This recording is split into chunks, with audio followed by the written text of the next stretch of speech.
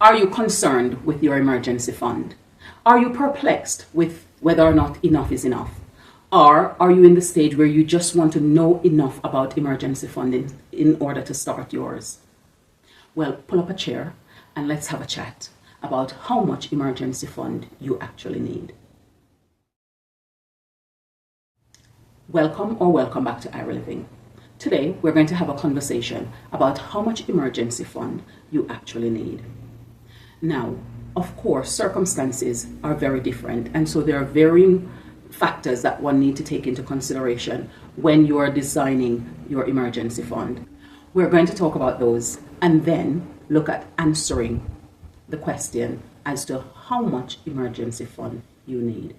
Personal circumstances, how risk averse you are, health insurance, managed streams of incomes, dependents, partners, the ease of liquidating your assets are some of the things that will help to determine the amount of emergency fund that is actually necessary. Also, another thing to consider is whether or not your emergency fund is also a part of your cash bucket, or they are two separate things. Now, with all of these things looked at and you're able to examine those situations for your circumstance, then now we can go into having a look at how much emergency fund is necessary. Now, the first thing to consider is your monthly living expenses. So your level of emergency fund is going to be dependent on your monthly living expenses. For some people, they are able to trim back their monthly living expenses and make it as frugally as possible. And as such, the amount of money that they're going to be needing in order to live in any points where they are going through periods of emergency is going to be different from others. And therefore, this is something that you need to take into consideration. One of the first things to consider is how much your living expenses are, because your emergency fund is going to be something that is fundamentally based on how much your living expenses is going to cost you. There are some people who, given an emergency, will be able to cut back on their monthly expenses, or they've already gotten it down to such a frugal level that they are able to survive long periods on smaller amounts of cash turning over, and are therefore less likely to become so bogged down about putting their emergency fund specifically down to a figure of money. The number of months of windfall that you will need is going to be dependent on a few things. It will be dependent on your capacity and your earning potential at that moment in time when the emergency fund is going to be needed. It will also be dependent on what the purpose of the fund is, because for some people their emergency fund is purely for that emergency fund.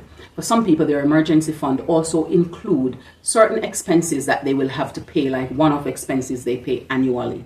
So it depends on what you are using your emergency fund for in order to determine A, how much you need in your emergency fund, and B, how many months your emergency fund need to cover. Thirdly, you need to think about your type of deployment and income streams. How lucrative are they and how reliable are they? Because if you are conscious that you are able to have income streams that even in points of ill health, for example, you will still be able to earn, then it means that you will need to put less pressure on your emergency fund. And that's what I meant when I mentioned managed income stream, because passive income stream is just a theoretical concept. Practically, they're managed income streams because you need to be doing something about it. Either you've done it already in the past or you're going to be doing it over time. The good thing is that because it's a managed income stream, it doesn't consume as much of your time as an active income stream will. The best bet is to think about your income stream in a way in terms of your monthly need rather than necessarily a set amount of figure that you need. If your monthly expenditure is, say, for example, £1,000, then what you want to do is you want to put on a 30% hike on that. And what that hike does is it caters for inflation and any miscellaneous changes that occurs in your monthly expenses. And that's what you want to classify as your 1 month worth of emergency fund. Then you want to take into consideration those expenses that are paid annually. And you want to ensure that you have those set aside so that you can utilize those in that emergency fund when the time arises. Once you've worked out your monthly expenses, you are then ready to put those money away. Now, what you want to be able to do is to try and see how much months you believe that would be most appropriate for you should you have to go down the path of any emergency. This will be determined based on how much money you have set aside elsewhere in investments or in a cash bucket, if that is separate from your emergency fund. Now, with this in mind, you are then able to look at starting out initially to saving a 3 months worth of emergency fund. Ideally, you want to be able to get to at least a 6 months worth of fund, because this is typically, on average, what most people try to accumulate.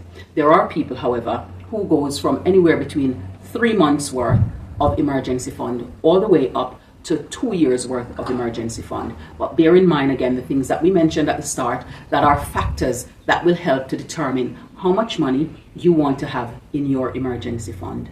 So take all of these things into consideration. If you're just starting off with an emergency fund, ensure that you have at least 3 months of build-up. And then what you want to do after you've gotten to that 3 months of build-up is ensure that you're able to put away the funds that you're going to need for those annual payments. So those annual payments that you need are for things such as car insurance, tax, MOT, and other things like that that you pay out annually. And where you can make payments with monthly installments, it would be advised that you do that. So therefore, you don't have all of this money being accumulated that you're then going to need to pay in a one-off situation at the end of the year or at different points throughout the year. This will help to reduce the strain and stress on your emergency fund.